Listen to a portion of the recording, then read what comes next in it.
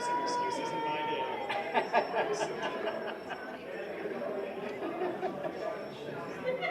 Funny.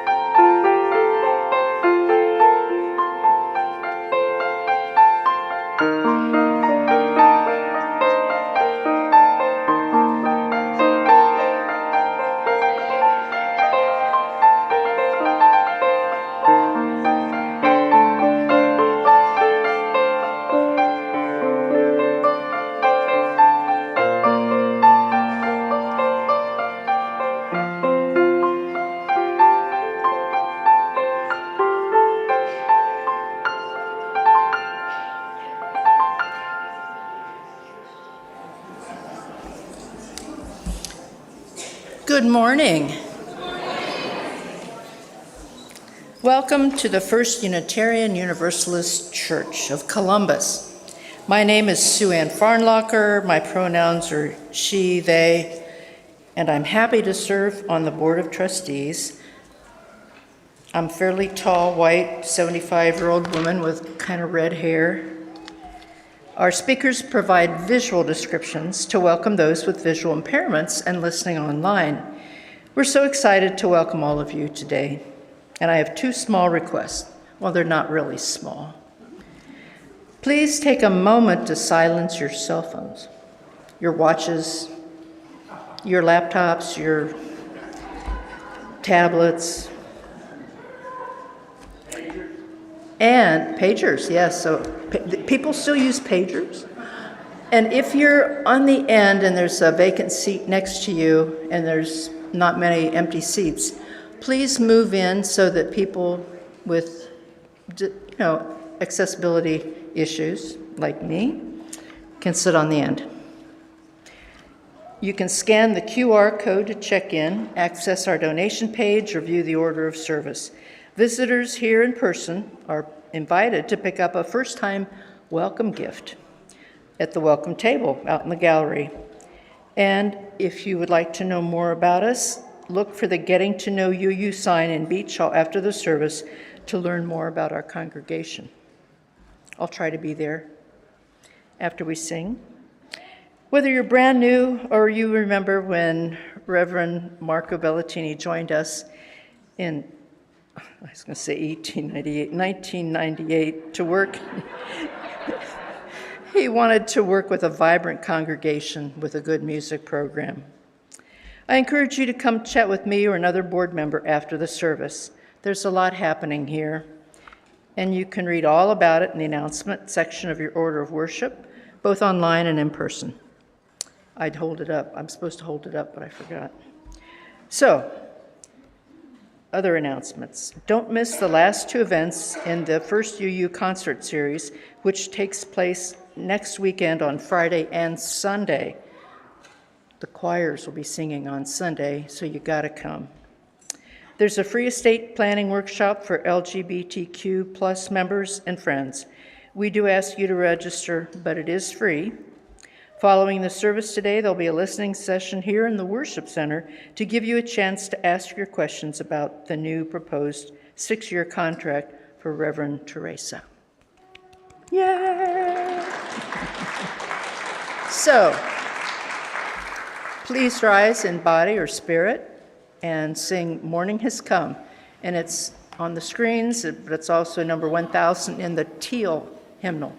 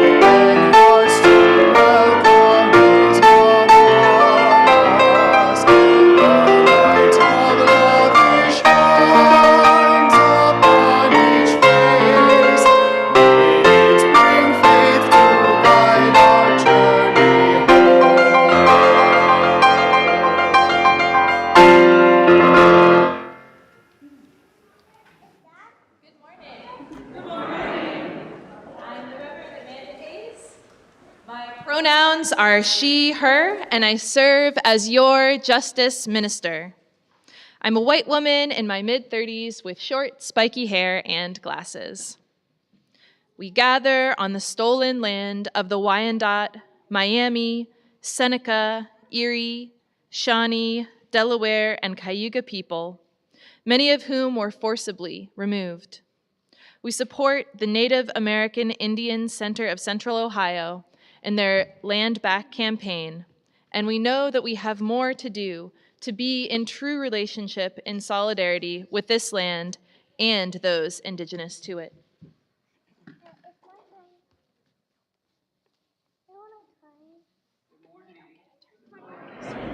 I'm the Reverend Dr. Teresa Cooley, and I serve as your developmental minister. My pronouns are she, her. I'm a woman in her early 60s with white hair and a striped dress and a yellow stole.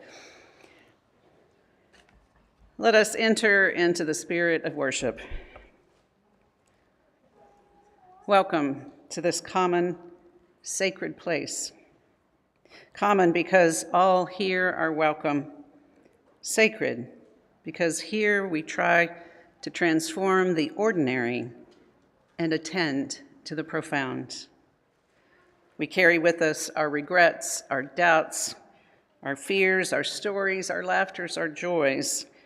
May they inspire and inform our time together. Above all, may we each meet what we most need to find on this day in this common, sacred space. It's now time for our children to meet Gus in the back. to prepare to bring in the light. And everybody else, please turn to your neighbors and introduce yourself.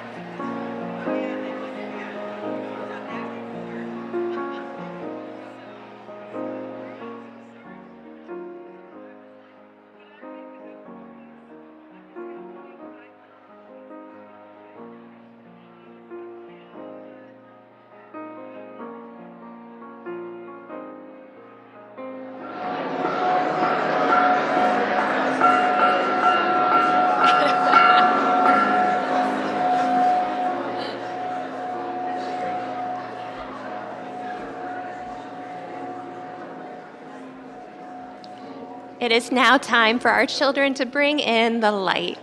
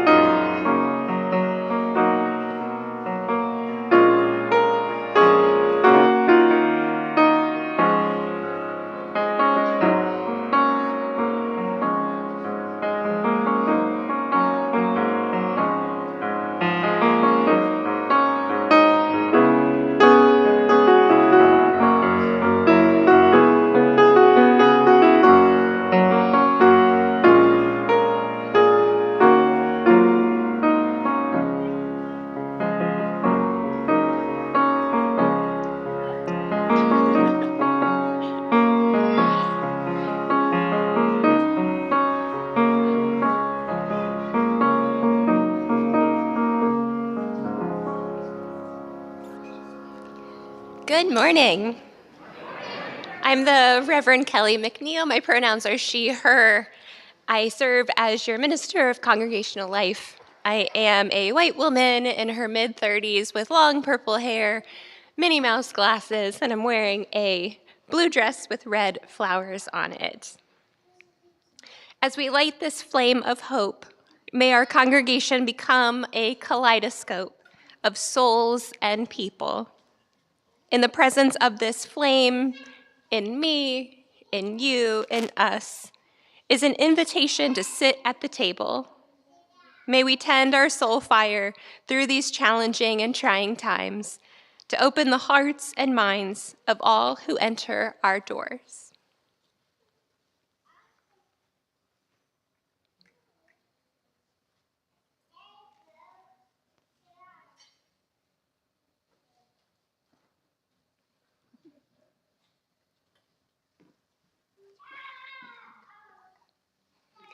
Thank you, Bianca, for helping us light the chalice.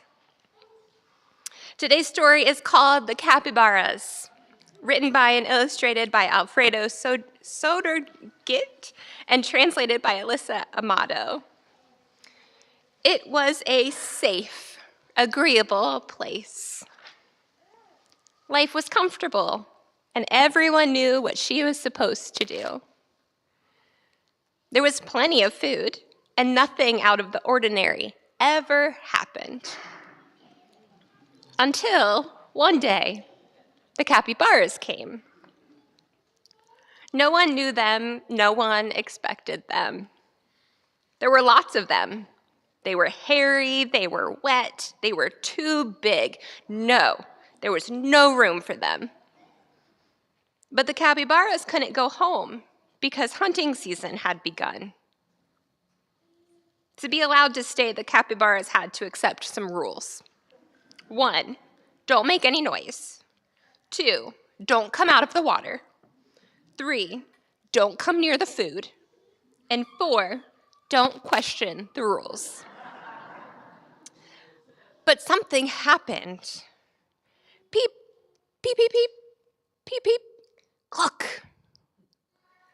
The rules were for everyone. No one had permission to go near the capybaras. They were wild animals and they might be dangerous. But one day, peep, woof, peep, peep, peep, peep, peep. And suddenly, everything changed. The days changed, and so did the nights. Hunting season ended. The capybaras expressed their gratitude for being given refuge and got ready to leave. That year's hunt hadn't gone well. The hunters returned empty-handed. The chicken coop was empty too. No one ever knew what had happened.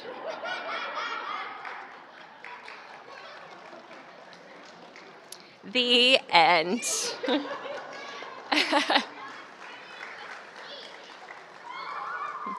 The hens and the capybaras opened their hearts to connect across differences and discovered that life is better together than apart. Please remain seated with hands over your hearts as we sing Sing and Rejoice, number 395 in your gray hymnal, as we sing our beloved children back to their families and out to class.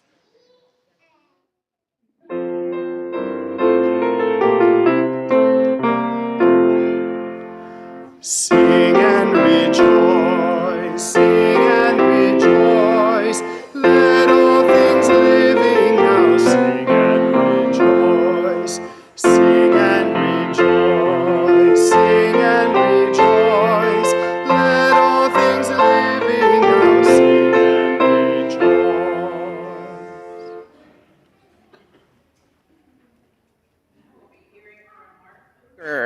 Mark, there he is.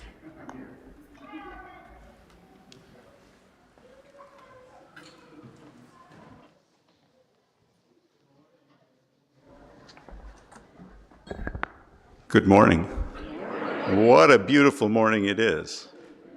I'm Mark Kruger. I'm a member of the church, and I'm also a candidate for the nominating committee. I'm a white male in my 60s with curly, wavy gray hair, which I'm missing some of, and I'll still claim that some is brown. You can't see that part, though. I'm wearing a blue shirt and tan slacks, and I left my orange tennis shoes at home today, but anyways. My pronouns are he, him. When I first came to this church in the fall of 2021, the first thing I noticed was the mission statement. It resonated with me. To heal ourselves and our world through reason and love. Really, that phrase, through reason and love, got to me. As an engineer, I'm trained to use reason and an understanding of the world to transform it. But as a human, I know that there is no healing unless there's love in that transformation. And I know also that we all need healing. So with that, I thought this church is on to something, and I decided to keep attending and participating. And what I found here among you is joy, solace, and connection. Joy in singing with the choir, joy in watching the children bring in the light, and joy in this community where we celebrate lives. The young children who are born or brought into this community, the young adults who will be coming of age, and those among us who've lost their lives. All those things we celebrate. And here too, sorrows are shared. Over the past year or so, members have supported me through serious illnesses that both my wife and I have suffered. And I have also lent support to others at the church, all of which brings me a sense of community and connectedness that I find deeply fulfilling. So over time, I've increased my participation and my financial support for the church. And when asked to speak to you today, I didn't hesitate to say yes. Finally, in thinking about what I would say today, I revisited the church vision. I thought, how audacious is it of us to think that we can heal and transform our world? Yet, today, when there's so much ego in the world that to preserve its own sense of itself seeks to destroy our institutions and diversity, to ignore our needs, to silence dissent, and even to send masked agents to whisk us off our own streets and deport us to foreign prisons, then the time for healing and transformation is now. And I know in my own heart that however audacious our vision might be, that by participating in and supporting this church, I'm taking one step towards realizing that vision. Please join me. Thank you.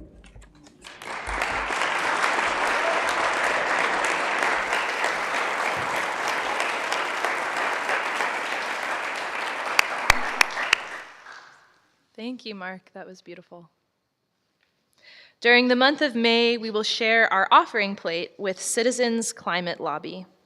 This morning, we have a video from Columbus Citizens Climate Lobby's chapter leader, Donnie Murray, to tell us more.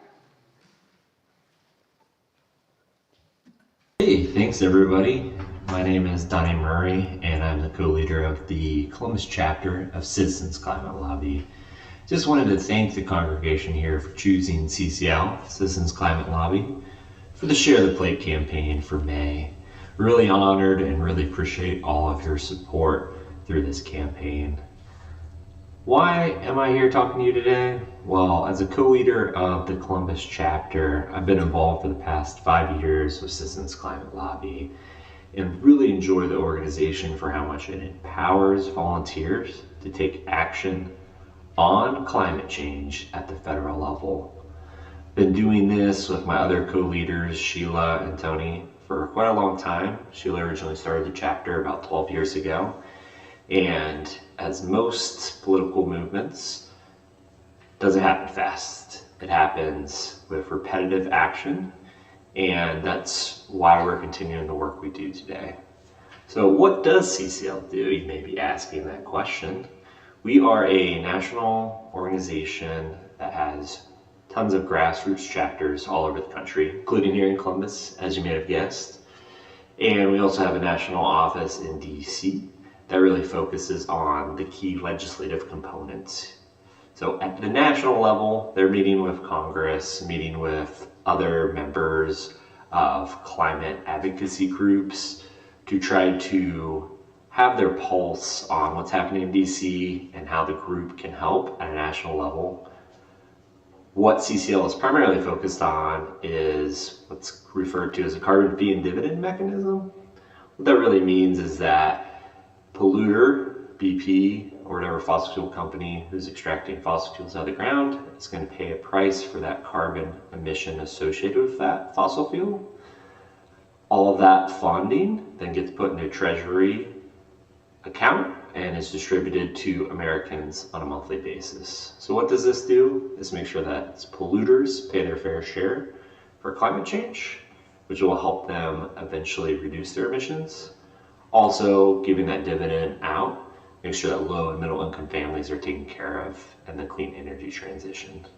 That's what we primarily focused on, but as you might guess, with the current administration, we're more on the defensive end and really trying to make sure that the clean energy tax provisions in the Inflation Reduction Act, also referred to as IRA, are kept and not removed as part of the budget reconciliation process that is currently happening. Why is this super important? The IRA is the biggest climate piece of legislation that has been passed and is doing a lot of good work to reduce emissions and help with climate change. And we need to continue that path. We're also really focused on clean energy permitting reform, which sounds super boring, but what that means is that wind turbine, solar panel, whatever is being built needs to have permitting to get built, needs that permitting to get connected to the grid and send that electricity where it's needed. Very technical, but something we're pushing as well. What is our local chapter doing? Well, we actually were just at the Earth Day celebration at Toyota Audubon Center last weekend, and we're helping to get constituent letters to Representative Mike Carey and asking him to support keeping the clean energy provisions in the Inflation Reduction Act as part of the upcoming budget reconciliation. We also have a monthly meeting that all here are welcome to attend, and we do a ton of other events throughout the year. How can you get involved? Definitely check out our website. If you Google CCL Columbus, you can find it out there. You can sign up to be a member, be as involved as you like, whether that's coming to our monthly meetings, get our monthly emails. Ton you can be involved in, as little or as much as you want to. So once again, I think I'm at time here, but really appreciate you all choosing us for the Share the Plate campaign. This is going to help us in our advocacy for climate change legislation at the federal level, which is something that is very important to me and hopefully important to you as well. Once again, Donnie Murray, and thank you again.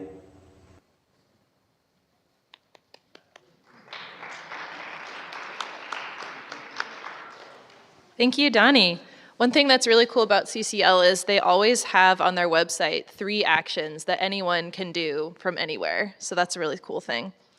In addition to working at the national level through Citizens Climate Lobby, another way our church is working for climate justice is through the Bread Nehemiah Action, which is this Tuesday at 6:40.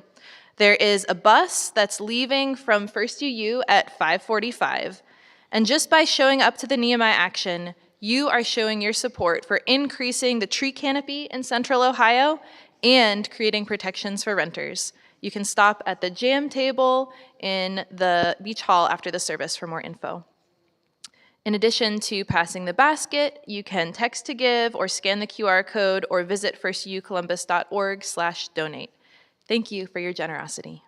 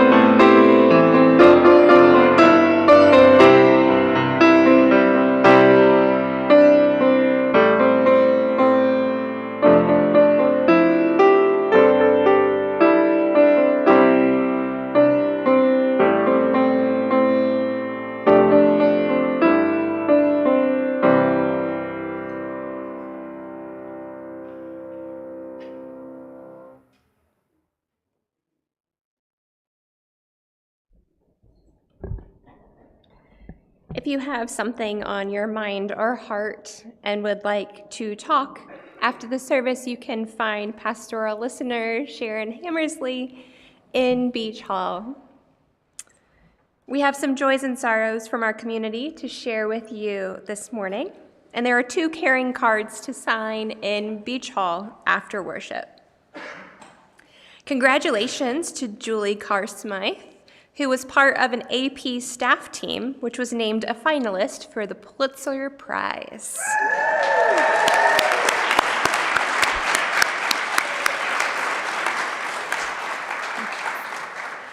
And our condolences go out to Jane Tessier on the death of her sister. Jane tells us, "My beloved sister Ellen passed away in April after a long illness. I especially miss her in the spring. We enjoyed many spring days going on wildflower pilgrimages at the Ark of Appalachia in Ohio, seeing beautiful wildflowers." And now I invite us to open ourselves to the sacred by receiving these words by Lisa Bovey Kemper.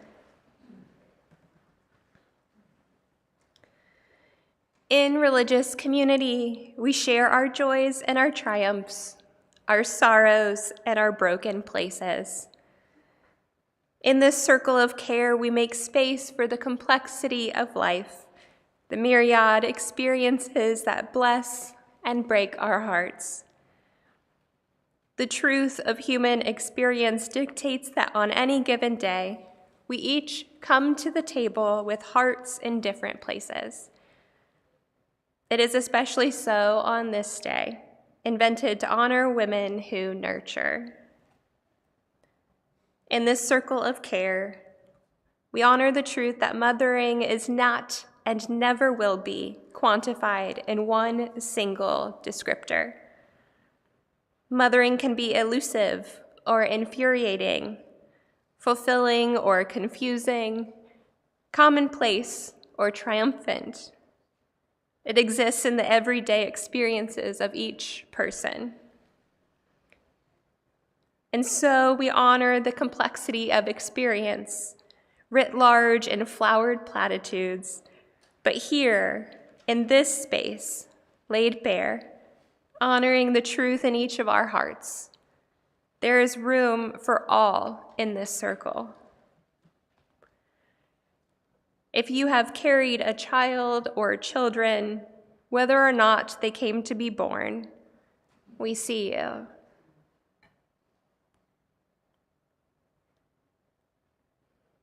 If you have fervently wished to do so, and circumstances of fate made it impossible, we see you. If you love children we cannot see, whether because of death or estrangement, we see you. If you never wanted to be a mother, we see you. If you are happy to mother other people's children as an educator, an auntie, or a foster parent, we see you. If your mother hurt you, physically or emotionally, we see you. If you had no mother at all, we see you. If your mother is or was your best friend, we see you. If your gender says you are not a mother, and yet you take on the role of nurturer, we see you.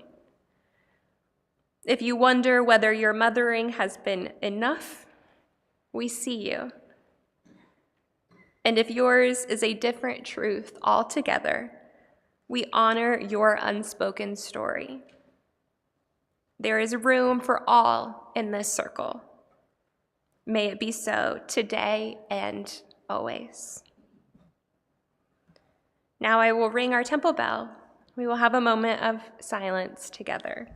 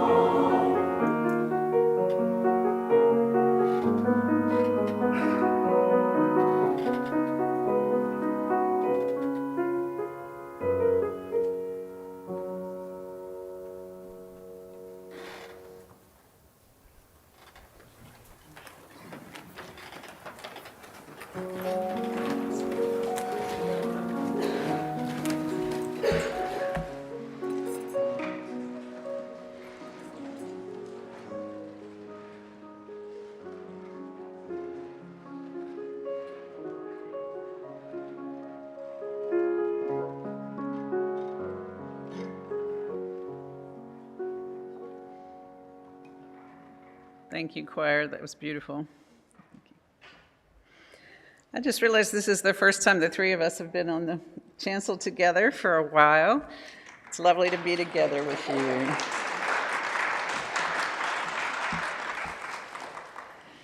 Our reading this morning is from my now deceased colleague, John Wolfe, who for many years served our congregation in Tulsa, Oklahoma. He wrote this: Oklahoma is in the middle of Tornado Alley. A monstrous twister set down in a town near us last spring. Concerned about some members of our congregation who live there, I paid a visit, and I talked to some of the people in the area which had been most devastated. There was nothing left of most of their homes or businesses, and most of the people that I talked to or overheard were underinsured, if they were insured at all. They had lost everything they owned. Their faces were ashen, their voices flat. I have seldom seen such wholesale despair. Most of them had escaped with literally nothing but their lives, and one could see the questions in their eyes. What's the use? Why go on? He said, I've been in the ministry too long to venture sophistries to anyone upon whom the shadow of death has fallen. When life goes out of a person, it is an offense to hear the living talk about it. One communicates one's concern in subtler ways. One does not speak of religion, about how God or chance or providence works. One does not haul out doctrine, much less the lack of it, to attempt an explanation or labor a justification. One says as quietly and unobtrusively as possible, I'm from the church. The church, you see, is not a body of doctrine or of reasons or of explanations. It is a community of those who have known the deepest valley and who have passed through it to the other side. By nothing less than the grace of God, they have not been lost or embittered in the passage. Instead, in spite of it, or rather because of it, they have learned compassion, joy, peace, gentleness, goodness, and self-control. As St. Paul said, the fruit of the Spirit. Please stay seated as we hear as we sing together our meditative hymn number 1011.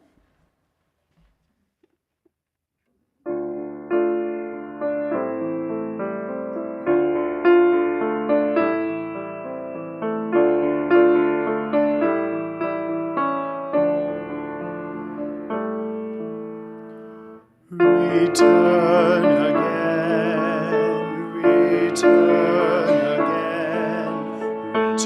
to the home of your soul. Return again, return to the home of your soul. Return to who you are, return to what you are, return to where you are, born and reborn again. Return again, return to the home of your soul.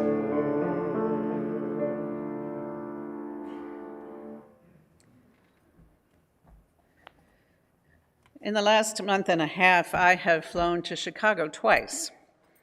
And each of those times, I've had to have what I have come to know as the dreaded conversation. What do you do? My seatmate will ask. And if I honestly say that I'm a minister, I can watch their brains working backwards to see if they cursed or something in the conversation. And I try to reassure them that I'm a liberal minister, a Unitarian Universalist minister, which of course leads them to the question of what is Unitarian Universalism? And they'll often ask, what do you believe about Jesus? What do you believe about prayer? What do you believe about the Bible? And the answer is always the same, it depends. I try to say Unitarian Universalism honors many different faith traditions. We try to concentrate on how we are with one another rather than exactly what each person believes. And the frowns just deepen. It's just easier, all in all, to answer the question of what I do with, I manufacture rawhide alternative dog chews. Which at least lets us talk about the relatively simple topic of dogs that we love. Most religions, particularly most Christian religions, revolve around what you believe, so it can be confusing. Francis David, the theologian who founded Unitarianism in Transylvania, yes, there is a Unitarian denomination in Transylvania, and no, that does not make us vampires. Back in the 16th century, he said, "We need not think alike to love alike," which is an aphorism that has stayed with us as a really pretty simple credo. We could also say that we emphasize faith more than belief. The process theologian Henry Nelson Wyman helps us make sense of it this way, that there's a difference between faith and belief. Beliefs are those explanations about how life works that grow and evolve over time, that can change as new evidence or new experiences make us view things differently. But faith is something different. Faith is an orientation of the Spirit, that essential need to affirm the creative good in the universe, a commitment to a humble recognition that our beliefs are partial, but that they help lead us toward the best within the reach of our human experience. Wyman put it this way, I am committed to what I believe can bring human life to the best it can attain. I'm not committed to my belief. My belief is merely the means by which I give my life's devotion to what transforms life toward the greatest good. Some people misinterpret this to mean that we can believe anything we want to. But I love how Wyman talks about how being committed to beliefs that help us be our best selves, that which degrades or denies the humanity of others, is not, in fact, something we believe or allow to believe. When I was serving the Unitarian Meeting House in Hartford, Connecticut, the religion editor of the Hartford Courant blithely wrote something about how Unitarian Universalism is the easiest religion to follow because it requires no discipline.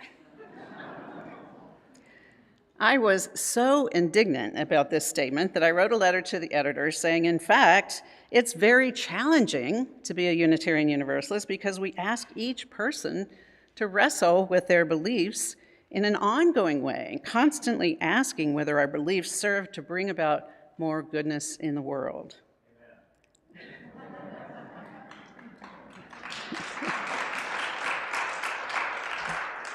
And I would say it's a discipline that most other religions don't ask of their adherents. One could argue that, in fact, it's easier to parrot back a belief statement rather than to develop your own understandings. I was quite proud of this letter. And in fact, I was honored as having written one of the 10 best editorials of the year, but that honor was fairly short-lived when I discovered that the prize for this was a ream of Hartford Courant stationery.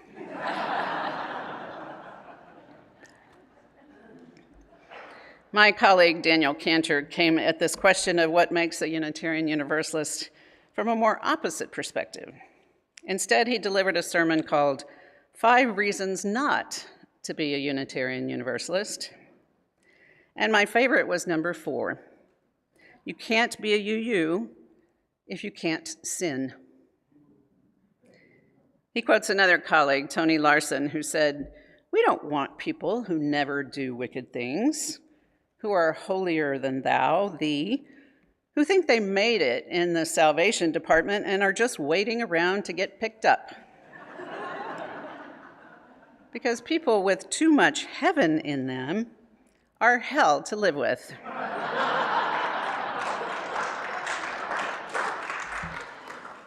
We don't do easy platitudes. We don't believe in perfection. We don't think that we have all the answers, all of which makes it a bit complicated for us, but I don't think we would have it any other way. So perhaps the better question is, what do we as Unitarian Universalists put our faith in? And what is it that nurtures our faith? Unitarian Universalism then emerges as a process, a methodology, not a set of beliefs. But what does that methodology look like? What do we do to nurture our faithful approach to the creative good in the universe? I can explore just a few practices that we engage in that help us to do this, and obviously, firstly, worship. Again, people will often ask, what in the world do you do with worship when you don't have a common set of scriptures to draw from? But to me, worship derives from the root meaning of that word, to attend to what is worthy. This is not something that we often find time for in our busy lives, to sit and pause and recapture a sense of what is worthy, what is important, what is truly essential to leading lives of wholeness and fulfillment. The great writer Tilly Olson wrote in her short story, "I Stand Here Ironing," "And when is there time to remember, to sift, to weigh, to estimate, to total? I will start and there will be an interruption and I will have to gather it all together again, or I will become engulfed with all I did or did not do, with what should have been and what cannot be helped." Communal worship allows us the space to do this recollection without getting lost too much in the shoulds and the oughts. It allows us to learn from the wisdom of the scriptures of the world's religions, as well as many other sources of wisdom. It allows us to lose ourselves in both sacred and secular music. It allows us to question in the figuratively supportive arms of community, a community of fellow questioners. Ideally, it helps us point us toward that creative good which we all seek, and allows us to remember we are not alone, we are not in control, but we share a common journey. I know that not every worship service speaks to every person all the time, but hopefully there are at least a few snippets that can make a difference in your life. A few years ago, when I was serving the Arlington, Virginia church, a young woman came up to me after the service and she said, "I'm sure you don't remember me, but I was a member of the Chicago Children's Choir when you were minister of First Unitarian Church in Chicago." Chicago Children's Choir was founded out of that church, and so they periodically would come and sing during a worship service. She said, "I wasn't a UU, but I really looked forward to the times when we came and sang in your church. But one of those times changed my life. You led a simple litany about diversity and how all of us are welcome and honored. And one part of that was when you said, if you are gay or straight or trans or anything in between, you are welcome and loved here." She said, "I felt like I had been touched by a lightning bolt. I was just coming to terms with the fact that I was a lesbian, and I was terrified to tell my conservative family. But that simple statement let me know that I could be loved just as I am. And it gave me the courage to tell my friends and family, and I've been able to live my life in comfort with myself ever since. Now, that experience wasn't about anything brilliant that I said, but it was powerful because it was so beautifully simple and natural. You, all of you, are welcome and loved here. So few places give us this profound sense of belonging. Which leads me to one of the other reasons that my colleague Daniel said, which would disqualify you from being a UU. He said, you should not be a Unitarian Universalist if you don't like sex. Not necessarily the act of sex, but all aspects of sexuality, reproductive freedom, identity. If you want a Calvinist society where sexuality is shunned and bodies are considered evil temples of desire, where you're not allowed to either have or end a pregnancy, you are in the wrong church. For us, religious education is not just about learning about beliefs, it is also about learning how to honor all aspects of our life experience, which includes understanding our bodies and how to honor our own and others. I would venture to say that our children and youth who participate in our sexuality education program our whole lives are probably more knowledgeable about sex than we older adults are. Just ask one of them. They're hopefully not more experienced in sexual activity, but they know how important it is to understand the consequences of our choices and affirm and understand healthy boundaries around our own bodies. Many people come to our congregations because they're seeking a way to educate their children about morality and compassion and a faithful way of being without imposing some catechism of belief that is only about rote memorization, not really internalizing faith. I believe that we are born with an essential religious impulse in all of us. And we try to construct our religious exploration program here as a way for children to engage with that religious impulse from the inside out. We ask, what do they experience in life, and what questions does it raise for them about what life could mean? We recognize as well that this is a lifelong process, that we are never done with learning and growing and examining our own choices and actions. Another way in which we build and practice our faith is in our rites of passage. I think this is one of the things that marks us out as unique among all religions, because in our rites of passage, we're not consecrating a child or a lost one to God's care. When we dedicate a child, we hold that child in the loving embrace of community, promising to help nurture a sustaining faith in that child and in their family. We don't try to impose a path that life should follow. When our young people come of age, we ask them to articulate their beliefs, not to parrot something that we wish them to believe. And some of my favorite worship services of all are when our coming-of-age students articulate their growing faith. And next week, you will have an opportunity to hear from our coming-of-age kids. I often wish adults would do the same, because it's incredibly moving to hear their struggles and the ways in which they find meaning in their lives.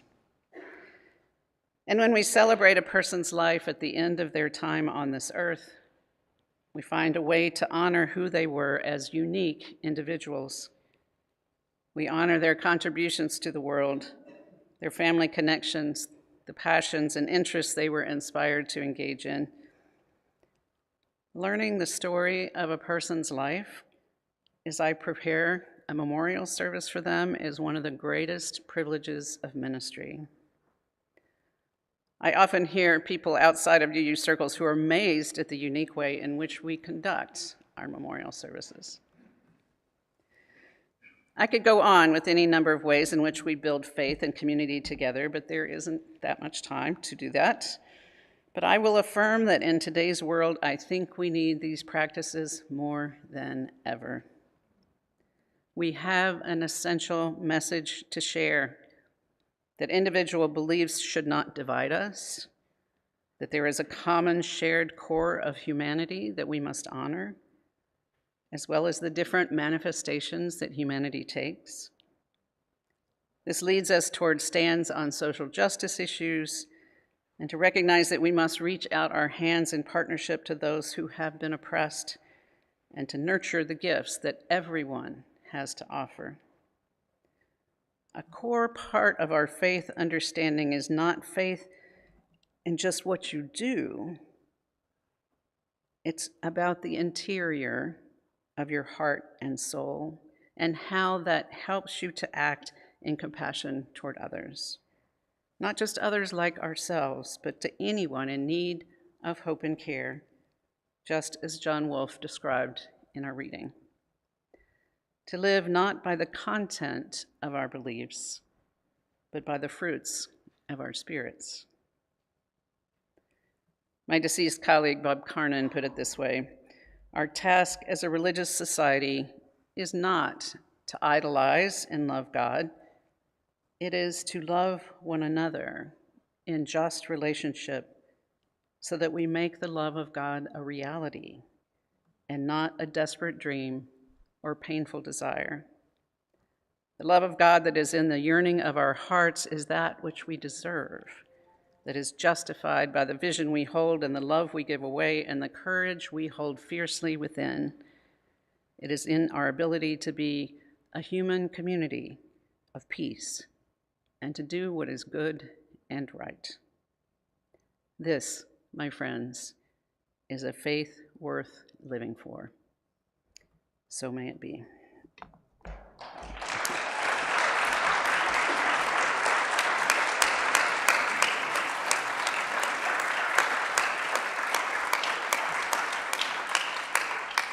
Our final hymn is number 1064, one of my favorites, Blue Boat Home.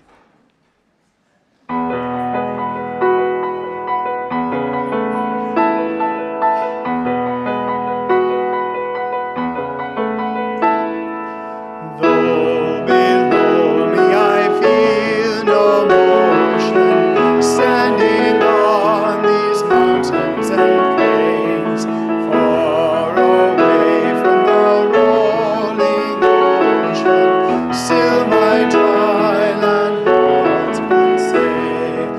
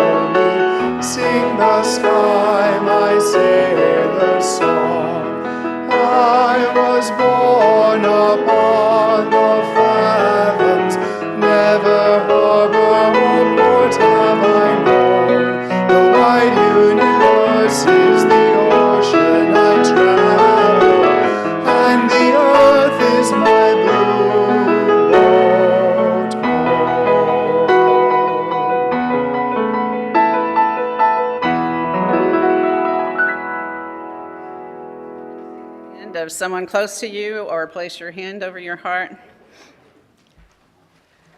As the individual paths of our lives call each of us back to our separate ways, let us remember we do not leave behind the spirit which brought us together, but instead carry it with us always, so that wherever we are led by truth and love, we may feel the support of our sacred covenant and know that there is a community where we are always welcome and loved. Amen. Please join in. I always forget this. And especially after Mark said something about it, I should remember this. We extinguish this flame, but not the light of vision. As we go forth, let us heal and transform ourselves and our world through reason and love.